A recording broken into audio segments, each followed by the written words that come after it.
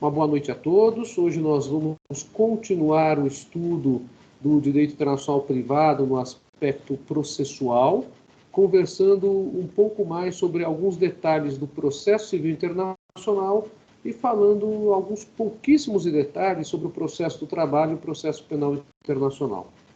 Bem, na semana passada nós conversamos que é muito importante termos uma definição sobre o juízo competente, se é o juízo do Estado A ou do Estado B, e que essa questão de reconhecimento de competência é algo que está atrelado à autonomia de cada Estado na sociedade internacional, fruto até mesmo da soberania estatal. Então, cabe a cada Estado estabelecer as suas regras processuais através das quais ele possa reconhecer jurisdição internacional para tratar dos diversos temas.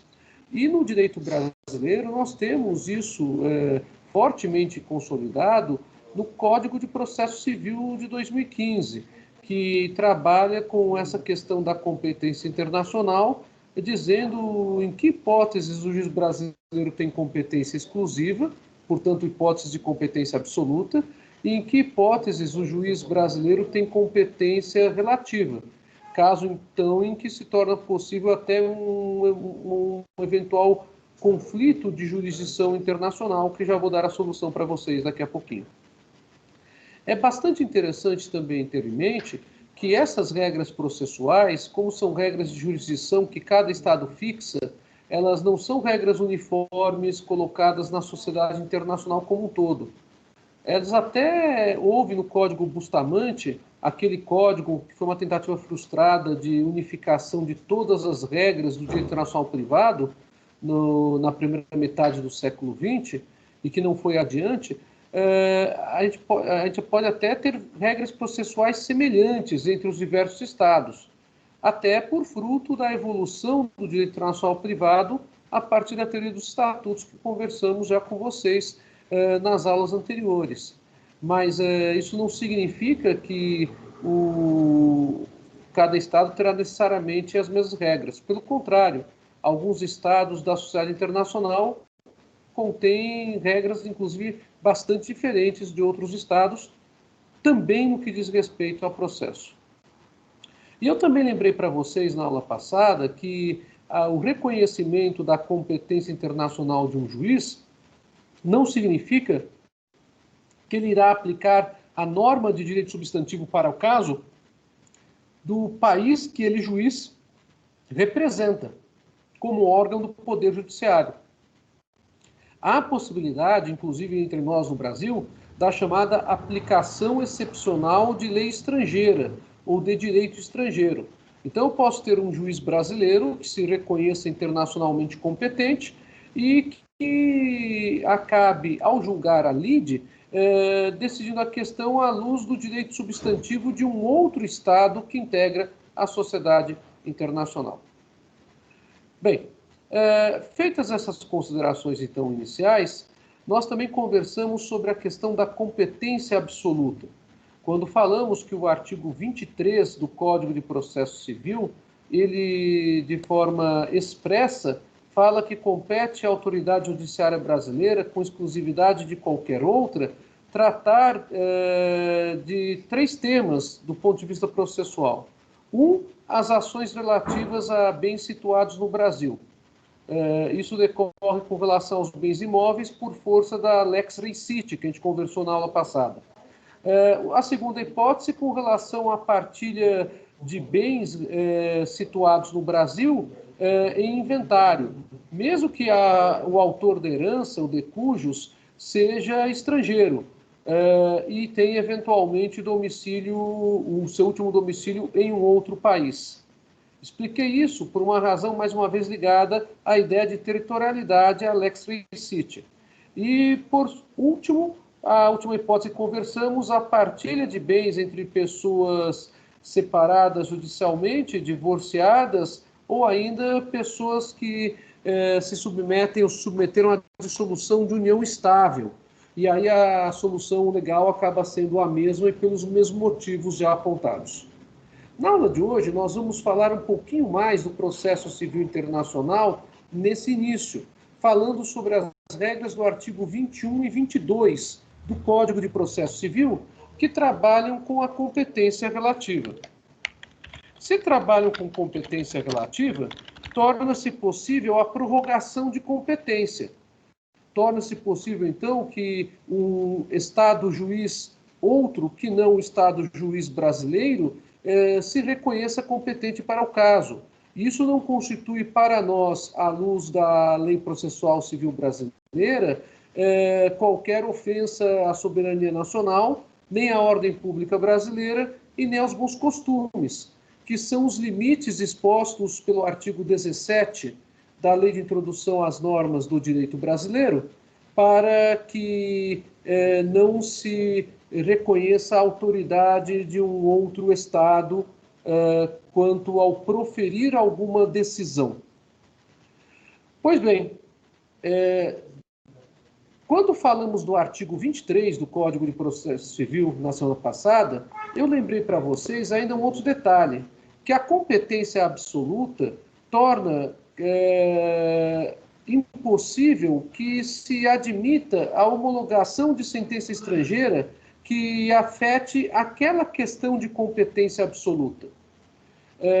A sentença pode até ser homologada com relação a outros aspectos, mas com relação àquele aspecto que afeta a competência absoluta brasileira, isso não pode ser feito, porque aí há ofensa claríssima à ordem pública brasileira. Então, neste caso, não há nem o que se comentar, não haveria como o STJ proceder à homologação de uma sentença estrangeira de juiz que é absolutamente incompetente do ponto de vista internacional para tratar do assunto. Bem, já na competência relativa a situação é outra. Eu posso ter a concorrência de jurisdições internacionais. Então vamos agora trabalhar com as possibilidades dessa equação de conflitos de jurisdição. Eu posso ter um conflito de jurisdição positiva? Posso.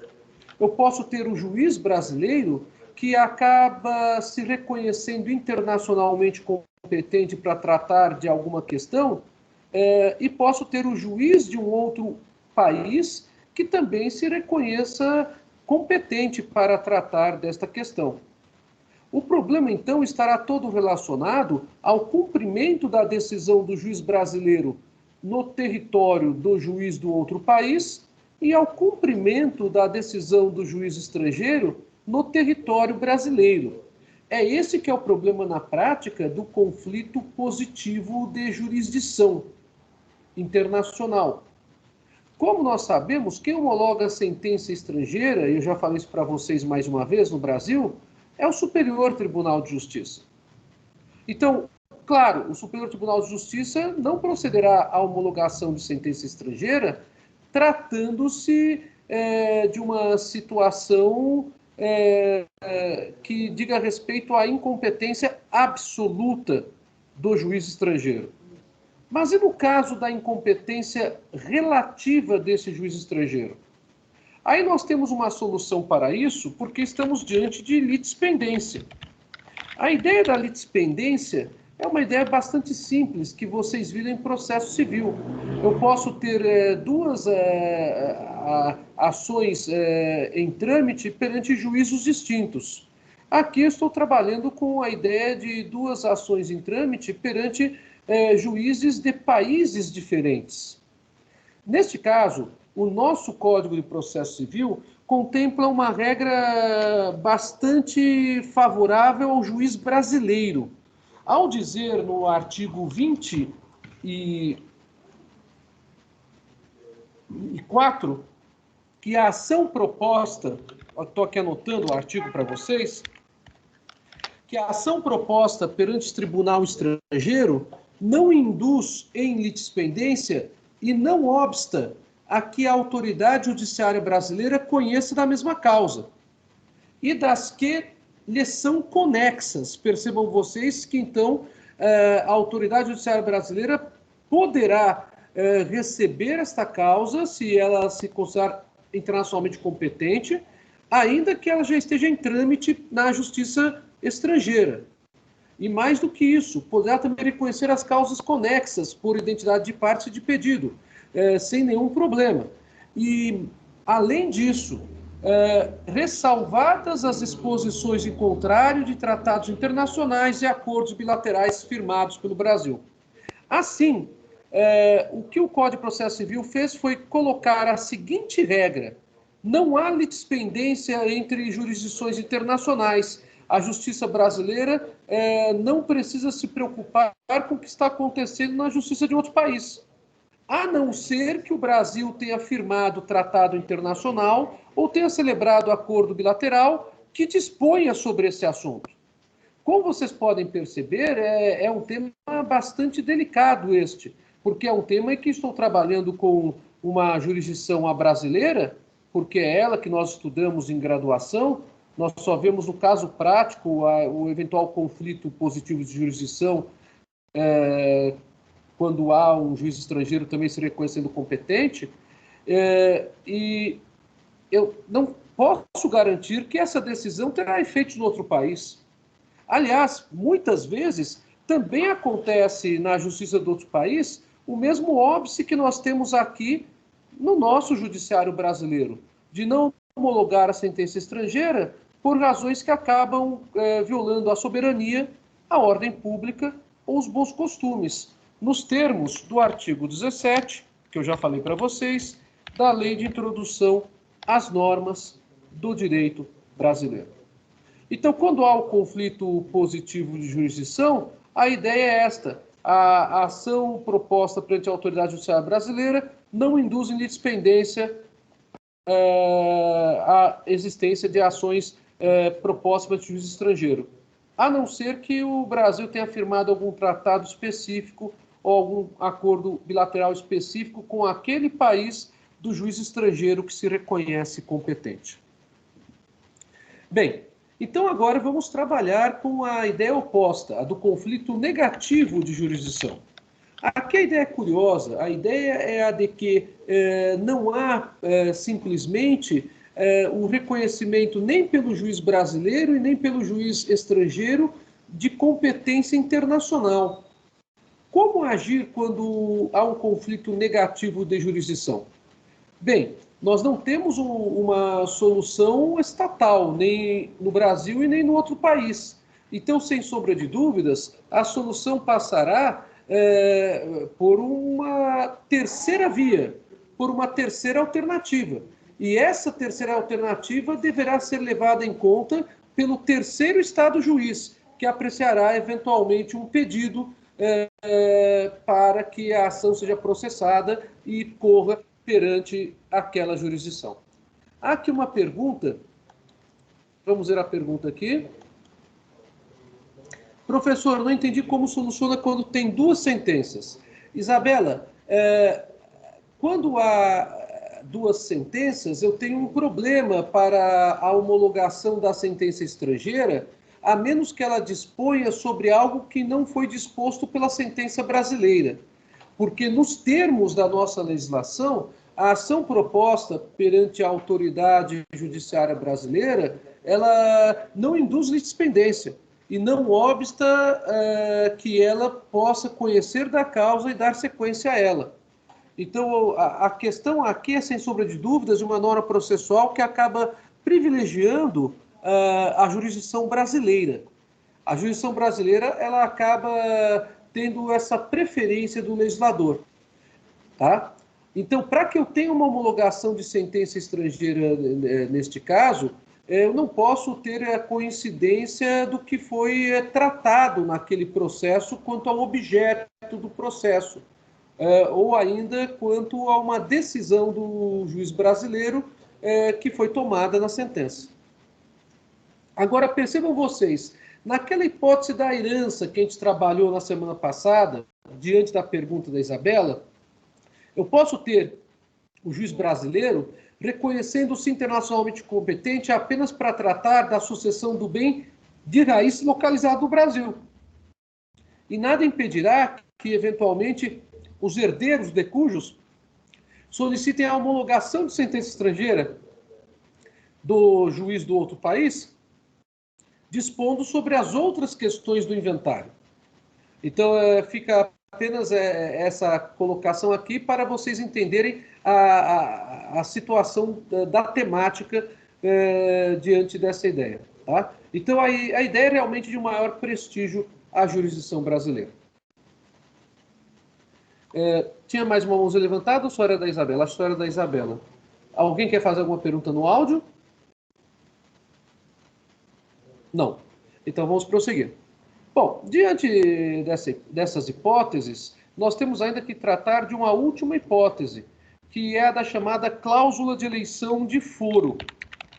A cláusula de eleição de foro, vocês viram em direito contratual, ela é uma cláusula que se limita a indicar qual seria a autoridade judiciária competente para receber, processar e julgar determinada causa. Eu posso também ter a cláusula de eleição de foro em direito internacional privado. E essa cláusula de eleição de foro se sujeitará ao princípio da autonomia da vontade. Em direito internacional privado, ainda é mantida essa nomenclatura, autonomia da vontade. Vocês certamente viram em contratos que a ideia de autonomia da vontade ela evoluiu no direito privado para a chamada autonomia privada. E depois, num estágio mais recente, muito típico da sociedade da informação em que vivemos, por conta, inclusive, da Lei Geral de Proteção de Dados, em autodeterminação pessoal. No direito internacional privado, continua consagrada a nomenclatura antiga, a clássica, princípio da autonomia da vontade. O que quer dizer isso? A pessoa física e a pessoa jurídica têm autonomia da vontade para, em um contrato, estabelecer uma cláusula de eleição de foro diferente daquele foro que poderia ser o internacionalmente competente para o caso, ou optar por um foro que prevaleceria sobre um outro foro que teria competência relativa. Ao tratar do tema, o nosso Código de Processo Civil fala no artigo 25 uma regra bastante interessante. E a regra ela é a seguinte: não compete à autoridade judiciária brasileira o processamento e o julgamento de ação quando houver cláusula de eleição de foro exclusivo estrangeiro em contrato internacional, arguida pelo réu na contestação. Percebam vocês, se a cláusula de eleição de foro for uma cláusula de eleição de foro em caráter de exclusividade, esta cláusula de foro é que prevalecerá. Para que ela prevaleça, bastará que, se eventualmente o autor tiver proposto a ação perante o juiz brasileiro, mas esta cláusula apontar o juiz de um outro país, que o requerido na contestação se oponha à competência internacional do juiz brasileiro. Também o juiz brasileiro deverá analisar o conteúdo dessa cláusula de eleição de foro, porque às vezes a cláusula de eleição de foro pode conter alguma impropriedade que contraria o artigo 17, que eu falei há pouco.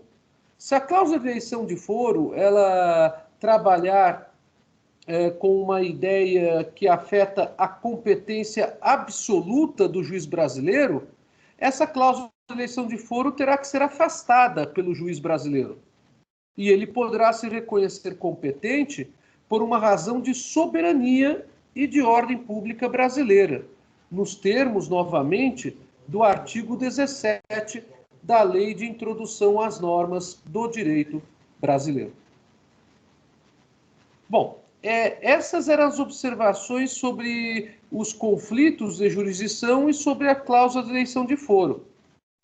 Que não se confunde, por favor, esta cláusula de eleição de foro com a chamada cláusula de eleição de arbitragem, de juízo arbitral, e também não se confunde com a cláusula de eleição de direito substantivo, que são duas cláusulas outras possíveis em contratos internacionais e que não trabalham com competência jurisdicional, mas trabalham com solução adequada de conflitos, quando as partes nomeiam qual seria o Tribunal Arbitral Internacional para solucionar a questão do contrato internacional. Isto, então, não é uma cláusula de eleição de foro jurisdicional, ou ainda quando as partes acabam indicando qual que seria o regime de direito substantivo aplicável, caso ocorra um desentendimento, uma desinteligência entre as partes quanto à execução das cláusulas contratuais. Aí eu teria que verificar qual é o direito substantivo aplicável, se é o brasileiro, no nosso caso, ou seria o do outro país, por conta dessa cláusula de eleição de direito substantivo. Eu vou falar alguma coisinha sobre essas duas cláusulas para vocês quando falarmos dos elementos de conexão de direito substantivo. E nessa oportunidade falaremos um pouquinho sobre contratos, tá? Bem, quais são as hipóteses, então, que o Código de Processo Civil reconhece como de competência relativa da autoridade judiciária brasileira? Competência relativa. A primeira hipótese é a seguinte: compete à autoridade judiciária brasileira processar e julgar as ações em que, inciso 1º, o réu, qualquer que seja a sua nacionalidade, estiver domiciliado no Brasil. Ou seja, o artigo 21, inciso 1º do Código de Processo Civil, trabalha com o estatuto pessoal do réu. Parte, então, da ideia do estatuto pessoal a partir do domicílio. Então, eu posso ter uma ação civil contra esta pessoa, embora ela seja estrangeira, bastando que ela tenha domicílio no Brasil. Vocês aprenderam um pouco sobre domicílio, e muito bem, eu tenho certeza disso, em Teoria Geral do Direito Civil. Quando vocês viram que a definição legal de domicílio é a de local onde a pessoa exerce a sua residência. O local que a pessoa exerce a sua residência não é a definição completa, ainda é parcial. Fala-se em domicílio como local onde a pessoa exerce a residência com a intenção de ali prosseguir as suas atividades. Então, é o local mais a intenção de continuar realizando atividades ali. Por isso, eu coloquei no chat essa formulazinha para vocês. Então, no direito brasileiro, entende-se que o domicílio é um instituto que tem dois elementos. Um de ordem objetiva, o local em que a pessoa exerce as suas atividades, e o outro, a intenção de continuar exercendo suas atividades. E é isso que distingue o domicílio no Brasil da simples residência. Eu posso ter uma residência temporária num hotel, num resort, ou em algum local que esteja de passagem, mas sem a intenção de ali permanecer. Diferentemente ocorre com os ciganos, que por força de lei eles têm domicílio legal. Aí já não estou falando de domicílio voluntário. E há várias hipóteses de domicílio legal que o Código Civil apresenta, como vocês já viram em teoria geral. Como, por exemplo, o domicílio do incapaz é o domicílio dos seus representantes legais. Bem, por que eu estou falando um pouquinho mais sobre o domicílio? Porque é muito importante esta ideia de reconhecimento da competência internacional a partir do domicílio, e isso é muito utilizado praticamente em todo o mundo. E esta ideia do domicílio, como uma regra de competência relativa, ela não pode, no entanto, excluir a possibilidade de outros domicílios fora do território brasileiro. Porque o nosso direito admite a pluralidade de domicílios. Então, eu posso ter um estrangeiro que tem domicílio no exterior, mas que, em virtude de ter bens no Brasil ou ter outros interesses no Brasil poderá ser demandado no território brasileiro. Já vou falar um pouco mais sobre isso. Mas a regra do artigo 21, inciso 1º, diz respeito apenas à questão do domicílio do requerido em território brasileiro. É uma regra, portanto, inicial de competência internacional. Vamos ao inciso 2º do artigo 21, que fala: no Brasil, a obrigação tiver que ser cumprida. Então, se o cumprimento da obrigação ocorrer em território brasileiro, o juiz brasileiro também poderá se reconhecer competente. Vocês viram que o objeto da obrigação, em direito das obrigações, pode ser uma prestação de dar, uma prestação de fazer ou uma prestação de não fazer. Então, aqui nós temos uma questão relacionada à conduta, percebam vocês, do devedor na realização da prestação. Esta conduta, se ela tiver que ser cumprida no Brasil, e aí pode ser entregar uma coisa ou restituir uma coisa, aí pode ser prestar uma determinada atividade, como também pode ser se abster para não se prejudicar o interesse do credor. Se esta prestação tiver que ser realizada em território brasileiro, será aplicável a regra da competência internacional do juiz brasileiro. Lembre-se, uma regra de competência relativa. O inciso 3º do artigo 21 trabalha com outra ideia ainda. A ideia de que o fato jurídico, se ele tiver ocorrido no Brasil, também gera o reconhecimento da competência relativa do juiz brasileiro. O jurídico pode ser um fato natural com repercussões jurídicas, pode ser um ato jurídico qualquer com uma declaração unilateral de vontade, como pode ser um negócio jurídico, um acordo. Então, se o fato jurídico tiver sido ocorrido ou praticado no Brasil, também poderá o juiz brasileiro se reconhecer competente. Apenas lembrando que essas 3 hipóteses são hipóteses de competência relativa. Então, elas não impedem, num primeiro momento, que a ação seja proposta no juiz de outro Estado, o juiz estrangeiro. O artigo 22 trabalha com as demais regras de competência relativa do Código de Processo Civil.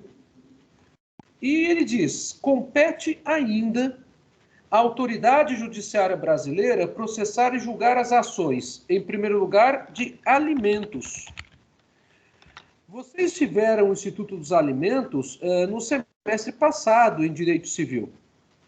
E vocês sabem que há uma série de regras de alimentos com relação aos alimentos devidos entre os cônjuges, entre os companheiros, se isso é possível ou não é possível, depois do divórcio ou depois da dissolução da união estável, o binômio necessidade de um e possibilidade do outro, as questões relativas a alimentos em favor dos filhos e as questões relativas a alimentos em favor do idoso, que o Estatuto do Idoso aqui no Brasil contempla isso. Mas alguns países nem Estatuto do Idoso tem. Então, em alguns países não existe uma regra expressa de pensão alimentícia para o idoso, por exemplo, né? O juiz brasileiro, então, ele pode ser um juiz estrategicamente interessante quando se discute em que competência, em que jurisdição internacional a ação será proposta. Vejam as hipóteses de competência relativa, volto a repetir, para as ações de alimentos. A primeira hipótese é a do credor com domicílio ou residência no Brasil. Então, o credor com domicílio ou residência no Brasil. Essa hipótese é bastante interessante porque é uma hipótese que favorece aquele que teria, em tese, a necessidade para pleitear a pensão alimentícia. Então, o credor com um domicílio no Brasil, sem sombra de dúvidas, ele acaba sendo beneficiado ao se valer do juiz brasileiro, porque, num primeiro momento, não precisará de um escritório no exterior para discutir a causa. O problema, obviamente, será na expedição da carta rogatória. Então, será necessário que ocorra a chamada cooperação jurídica, que é um tema que eu vou tratar com vocês no final do semestre.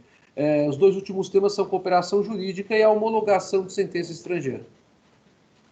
A segunda hipótese de competência relativa da autoridade judiciária brasileira é a hipótese do réu manter vínculos no Brasil. E aqui eu não estou falando necessariamente de questões de herança, porque as questões de herança quanto a bens situados no Brasil, elas geram competência absoluta do juiz brasileiro. Eu estou me referindo a vínculos como posse ou propriedade de bens, mas a questão tratada na ação não é da posse ou da propriedade desses bens, que podem ser móveis, inclusive, como valores mobiliários, ações, por exemplo, ou commodities de maneira geral. Aqui eu estou me referindo a uma ação de alimentos. Então, o objeto da ação não é se discutir quem tem a posse ou a propriedade. O objeto da ação é, na verdade, suprir as necessidades do autor, que é, em tese, o alimentando, aquele que precisa ser alimentado pelo devedor, que, em tese, seria o requerido. Então, se este réu tiver vínculos no Brasil, como posse ou propriedade de bens, ou receber renda aqui em território brasileiro, ou ainda obter qualquer tipo de benefício econômico, e aí por isso que eu me referi às ações e também às commodities em geral, esta pessoa poderá ser demandada em território brasileiro, ainda que ela seja estrangeira. A terceira hipótese que está nesse artigo 22, com relação aos alimentos, aliás, perdão, já não é com relação aos alimentos, é a hipótese das ações de responsabilidade do fornecedor. O Código de Processo Civil traz uma regra muito importante para o consumidor brasileiro de maneira geral. Ainda mais se levarmos em conta que o comércio eletrônico do Brasil é um dos comércios eletrônicos mais intensos do mundo, né? O Brasil ele está entre os 3 países que contêm uma maior quantidade de consumidores que adquirem produtos e serviços pela internet. Então, isso é algo que deve ser levado em conta sem sombra de dúvidas. E o legislador, atento a esse fato e atento à dificuldade que o consumidor brasileiro poderia ter de maneira geral com os gastos que teria para acessar a justiça estrangeira, ele reconhece a competência relativa do juiz brasileiro para que ele receba a petição inicial, processe e julgue causas de direito do consumidor. Esta é uma regra bastante importante, ainda mais se nós conciliarmos esta regra com a regra de que as ações propostas perante a justiça estrangeira não induzem litispendência eventual ação proposta no Brasil, como nós já conversamos aqui. Então é bem interessante esta regra para proteger o consumidor brasileiro. Bem, e a última regra de competência relativa é uma regra que diz respeito justamente à cláusula de eleição de foro que tratamos há pouco, em que as partes expressa ou tacitamente, aí eu estou me referindo à cláusula de eleição de foro quando falo as partes expressamente se submeterem à jurisdição nacional. Eu posso ter uma cláusula de eleição de foro que, ao invés de optar pelo juiz estrangeiro, acabe optando pelo juiz brasileiro. E, neste caso, o juiz brasileiro se reconhecerá competente. Como eu posso também ter uma situação diferente em que as partes, apesar de terem eleito um outro foro, acabem ajuizando a ação e contestando a ação perante a autoridade judiciária brasileira, sem que o requerido desta ação se oponha à jurisdição eleita pelo autor desta ação. Bem, estas foram as informações gerais do processo civil internacional. E eu gostaria, então, de perguntar para vocês se vocês têm alguma pergunta sobre esse tema. para que eu possa passar as informações do processo trabalhista e depois as informações do processo penal, que são informações bem menos complexas que as do processo civil. Vocês gostaram de fazer alguma pergunta ou deu para acompanhar? Deu para acompanhar, professor. Por mim foi perfeito, tudo certo. Não precisei, então não corri, que bom. Então vamos lá. Vamos tratar rapidamente das regras de competência da CLT, em primeiro lugar, aonde nós temos algumas questões bastante curiosas referentes à nacionalidade. Eu estou me referindo ao artigo 651 e ao artigo 652 da CLT. Então, vamos rapidamente tratar desses dois dispositivos. O 651, ele fala que a competência das juntas de conciliação e julgamento, já vou atualizar então para a nova nomenclatura das varas de trabalho, né, é determinada pela localidade onde o empregado, reclamante ou reclamado, prestar serviços ao empregador. Então, a ideia aqui do artigo 651 no caput é fixar essa competência, num primeiro momento, com relação à localidade. E, logicamente, você poderia dizer, mas então isso aqui seria uma competência não internacional ainda. Exato. Então, a ideia desta regra geral de competência é que a competência está relacionada ao local onde o empregado realiza a sua atividade laboral. Mas, quando nós descemos na leitura deste artigo e vamos para o parágrafo 1º e o parágrafo 2º, nós podemos encontrar alguns elementos úteis para debate da competência internacional trabalhista. Então, vamos lá. O parágrafo 1º diz o seguinte: quando for parte de dissídio agente ou viajante comercial, a competência será da vara, já estou atualizando a nomenclatura, da localidade em que a empresa tenha agência ou filial, e a esta o empregado esteja subordinado. E na falta, será competente a vara da localização em que o empregado tenha domicílio ou a localidade mais próxima. De novo, estamos trabalhando ainda com competência de direito interno. Vamos para o parágrafo 2º do artigo 651. A competência das varas de trabalho, já atualizei a nomenclatura, estabelecida neste artigo, estende-se aos dissídios ocorridos em agência ou filial no estrangeiro. Opa! É aqui que nós temos uma ideia de competência internacional trabalhista. Eu tenho o dissídio ou o embate entre o empregado e o empregador, cuja agência ou filial se localiza no estrangeiro. Neste caso, qual que é a ideia do artigo 651? Atrair para a justiça brasileira, obviamente sendo mais favorável, o pleito do empregado. Então, no artigo 251, parágrafo 2º, uma ideia de que a competência das varas do trabalho ela se estende a dissídios ocorridos em agência ou filial no estrangeiro. Qual que é o pressuposto para isso? O empregado seja brasileiro, é o primeiro pressuposto.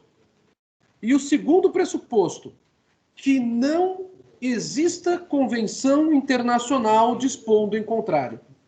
Então, há dois pressupostos em que o empregado brasileiro pode ser beneficiado para promover a reclamação trabalhista, ou ainda, eventualmente, se ele for requerido em algum dissídio intentado pelo empregador, invocando a competência brasileira e das varas de trabalho. O primeiro pressuposto, o empregado tem que ser brasileiro. Então, é um benefício do nacional. E, em segundo lugar, não pode haver convenção internacional em sentido contrário.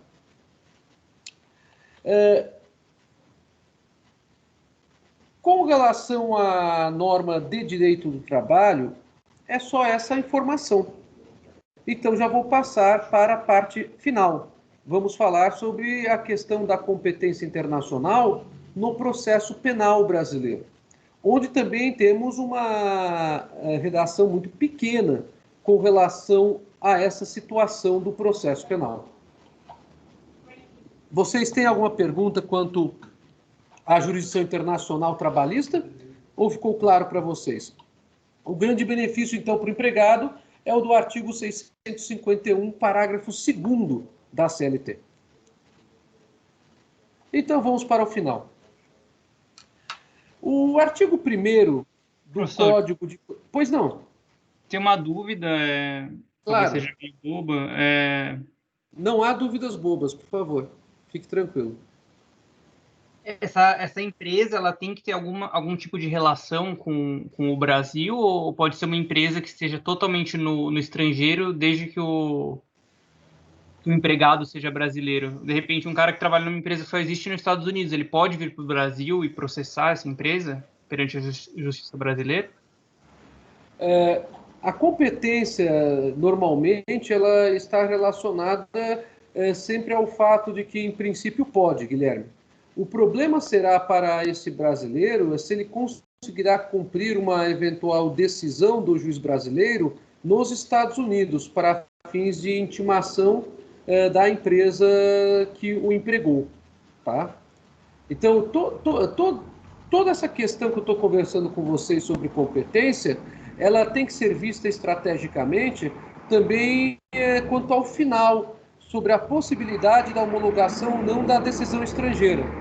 E para afirmar isso para vocês, eu precisaria necessariamente estudar um caso concreto que existisse, aonde eu verificasse se na legislação daquele estado dos Estados Unidos eu posso ter uma ideia de prorrogação de competência, uma ideia de competência relativa que favoreça o empregado brasileiro também. A situação é a seguinte: as leis processuais nos Estados Unidos, elas não são leis de competência exclusiva da União, como são as leis brasileiras. Nós temos também o Código de Processo de cada estado. É o primeiro ponto. O segundo ponto é que nós não temos uma justiça exclusivamente trabalhista nos Estados Unidos, porque o modelo nosso de justiça trabalhista é de inspiração europeia. Então, aí muda um pouco também essa situação. O problema todo, como vocês podem perceber, é que eu posso ter eventualmente essa reciprocidade no outro país. Mas para eu saber se eu vou ter a reciprocidade no outro país ou não, eu vou precisar necessariamente ir atrás do regime jurídico daquele país. E isso vocês só verão realmente em casos concretos na atividade profissional de vocês. Professor, então o processamento e julgamento ele pode se dar no Brasil, o grande problema vai ser execução no estrangeiro, é isso, né? Pelo que diz o artigo 651, parágrafo 2º, sim, porque a competência das varas ela estende-se aos dissídios ocorridos em agência ou filial no estrangeiro, tá? Então, aqui nós temos uma ideia de prorrogação, sem sombra de dúvidas, de competência.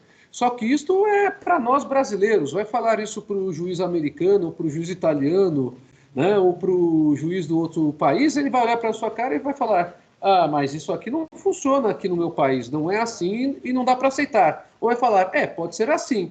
Só que aí nós temos o problema de existir ou não existir a regra da litispendência, que é aquela regra que eu falei para vocês aqui que nós temos no Brasil, né, no processo civil, e a questão da homologação da sentença estrangeira no outro país, no caso a brasileira, no juiz estrangeiro. O direito internacional, então, tem essas complicações, sem sombra de dúvidas, porque nós dependemos das regras de conexão dos outros países para analisar um caso concreto, né? Tá bom, Guilherme? Tá ótimo, professor. Obrigadão. Nada. Bem, então aí é meio frustrante eu não ter uma resposta exata para vocês, mas é que é assim que funciona, infelizmente. Bem, quanto às regras de competência internacional em matéria penal, tá?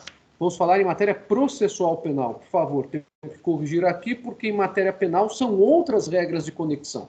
Aliás, vocês as estudaram de maneira geral, sob uma perspectiva de direito interno, quando vocês tiveram teoria geral do direito penal. Já as regras de competência do Código de Processo Penal, vocês também estudaram. Mas o olhar do professor de processo penal é um olhar também focado no direito interno, o que ele está mais do que correto. Porque quando falamos em competência internacional, nós estamos, de novo, às voltas com aquele problema das regras de conexão, e aí, no caso, processuais. O Código de Processo Penal ele é bastante antigo e ele não tem um regime jurídico também tão extenso quanto o Código de Processo Civil para direito internacional privado.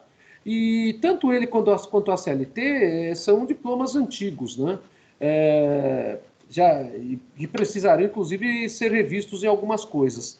Mas o artigo 1º do Código de Processo Penal brasileiro tem uma regra de cara bastante interessante, que é a seguinte: o processo penal reger-se-á em todo o território brasileiro por esse código. Até aí vocês sabiam, mas aí vem a exceção, ressalvados. E o inciso 1º já traz a primeira grande ressalva, nos tratados, as convenções e as regras de direito internacional. Então percebam, se o Brasil for signatário de tratados, convenções ou regras de direito internacional, o Brasil ele acaba tomando deliberações diferentes com relação àquela pessoa que se torna réu em um processo penal. Isso pode acontecer, por exemplo, quando o Tribunal Penal Internacional acaba convocando uma pessoa que seria ré perante a sua jurisdição internacional. O Brasil ele tem tratados firmados a esse respeito e o Brasil deve liberar que este brasileiro ou essa brasileira seja apresentada ao Tribunal Penal Internacional caso cometa algum dos crimes, ou seja, responsabilizada em tese pela prática de alguns dos crimes de competência do Tribunal Penal Internacional. Tá? Então, crimes de terrorismo, crimes de violação de direitos humanos, crimes de genocídio, isso é previsão do tratado que o Brasil firma com relação a essa convocação de brasileiro ou brasileira para o TPI. Bem, o artigo 70 do Código de Processo Penal é o último dispositivo da aula de hoje, tá? O artigo 70, ele trabalha com a regra que vocês já conhecem da competência pelo lugar da infração. Segundo esta regra, a competência será, de regra, determinada pelo lugar em que se consumar a infração ou, no caso de tentativa, pelo lugar em que for praticado o último ato de execução. Vocês viram em direito penal que o crime ele é desmembrado em etapas. E essas etapas, elas vão desde os atos preparatórios até o ato de consumação. É aquilo que em direito penal se chama iter criminis. Vocês estudaram com o professor de direito penal de vocês, né? Então, quando eu tenho uma regra como esta do direito brasileiro, que fixa o local da infração em que ela se consumar, ou o local em que for praticado o último ato de execução no crime tentado, eu tenho uma ideia geral que é perfeitamente relacionada a uma regra de estatutos da Idade Média, que eu mencionei com vocês há algumas aulas atrás. É a lex loci delicti. Então, a lei do lugar em que o delito foi consumado, ou em que o delito ele somente não se consumou porque faltou o prosseguimento do iter criminis até a consumação dessa infração. O que ocorre? O artigo 70, no parágrafo 1º, ele traz uma ideia relativa a atos de consumação fora do território brasileiro. E aí, então, estamos diante de uma regra que não é apenas de processo penal, mas é uma regra de processo penal internacional. E o artigo 70, no parágrafo 1º, fala: se iniciada a execução no território nacional, a infração se consumar fora dele, a competência será determinada pelo lugar em que tiver sido praticado, no Brasil ou último ato de execução.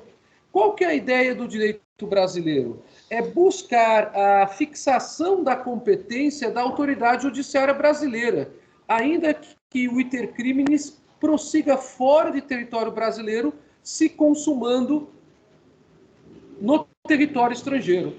Então, vamos supor que o agente da conduta delitiva inicia o iter criminis no Paraná, mas o ato de consumação do crime apenas se dá no Paraguai ou apenas se dá na Argentina. É um exemplo. A regra de competência internacional nossa aqui é de atrair a questão para a autoridade judiciária brasileira. Para verificar se isto pode ser feito na visão do outro Estado, que é quem normalmente efetuará uma prisão temporária ou preventiva do indivíduo, se houver prisão em flagrante ou um flagrante, é necessário ver o que diz a norma de processo penal do outro Estado. Eu não posso simplesmente falar, olha, o CPP brasileiro está dizendo isso, então você, polícia paraguaia ou polícia argentina, cumpra o que diz o CPP brasileiro. Porque a polícia argentina e a polícia paraguaia se submetem aos seus respectivos códigos de processo penal. Então, por conta disso, é necessário que nós vejamos com cautela. Claro, o juiz brasileiro ele tem competência prorrogada por força do que dispõe o artigo 70, parágrafo 1º aí. Mas nós temos que ver se na prática como fica a eventual existência de um conflito positivo de jurisdição internacional. O parágrafo 2º deste artigo 70 fala ainda uma outra ideia. Quando o último ato de execução for praticado fora do território nacional, será competente o juiz do lugar em que o crime, embora parcialmente, tenha produzido ou devia produzir o seu resultado. Este parágrafo 2º, ele trabalha com uma ideia de último lugar da execução do iter criminis. E aqui nós temos, então, uma fixação de competência pelo juiz do lugar em que o crime, embora parcialmente, tenha produzido ou devia produzir o resultado. É uma outra norma que procura, ainda que indiretamente, atrair a prorrogação de competência para o juiz brasileiro, mas que pode também, por outro lado, no caso concreto, acabar contribuindo para o reconhecimento da competência do juiz estrangeiro. Por fim, o parágrafo 3º do artigo 70 fala: quando incerto o limite territorial entre duas ou mais jurisdições, então aí o problema está relacionado a território, ou quando incerta a jurisdição por ter sido a infração consumada ou tentada nas divisas de duas ou mais jurisdições, a competência firmar-se-á pela prevenção. Esta regra, como vocês podem perceber, é uma regra, então, que admite a prevenção. E aí temos, ao contrário do processo civil, onde temos a regra de não induzir em litispendência, nós temos a possibilidade do reconhecimento da prevenção quando há essas hipóteses, ou dúvida sobre as divisas territoriais, ou ainda, se a jurisdição for incerta, porque a infração consumada ou tentada acabou sendo realizada, quanto ao seu último ato, justamente em um local territorialmente duvidoso, se seria o território de um ou de outro Estado. Bem, estas eram as observações do processo penal internacional, que, como vocês podem perceber, também possuem poucas regras em comparação com o CPC. Mas, indiscutivelmente, nós temos uma diferença bastante interessante aqui, ao se discutir a questão da consumação do ato ou do último ato de execução no caso dos crimes tentados. E também ao se reconhecer a possibilidade de prevenção para fins de competência internacional. Diante dessas ponderações, eu terminei a aula de hoje e tenho que a obrigação, obviamente, como sempre, como professor, perguntar se vocês querem fazer algum comentário ou tem alguma dúvida. Senão, nós terminamos essa matéria e na aula da semana que vem nós já vamos entrar na teoria das qualificações. Então, eu pergunto se vocês têm alguma questão. Acho que não, professor, sem dúvida. Certo, professor, obrigada. Tá bem. Então,